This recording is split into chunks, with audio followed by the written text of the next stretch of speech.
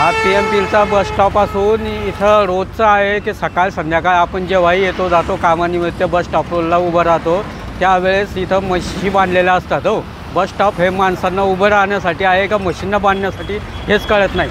दुसरा विषय असा की इथं शेजारीच काही मद्य विक्री होते.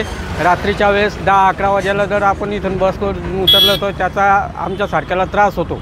बऱ्याच वेळेस त्यांच्याशी वाद घालला तर आपण टाईम जातो आपला आणि जर जास्त बोललं त्यांना तर आपल्या अंगावर धावून येतात अशी लोकं आहे. हो, आणि बस स्टॉप म्हणजे मशीनचं आहे का माणसाचं हे कळत नाही आहे. एवढे इथं घाण आणि हे असतं. तिथं जर पाऊस आला तरी उभं राहू शकत नाही आणि ऊन असलं तरी उभं राहू शकत नाही बस स्टॉपमध्ये.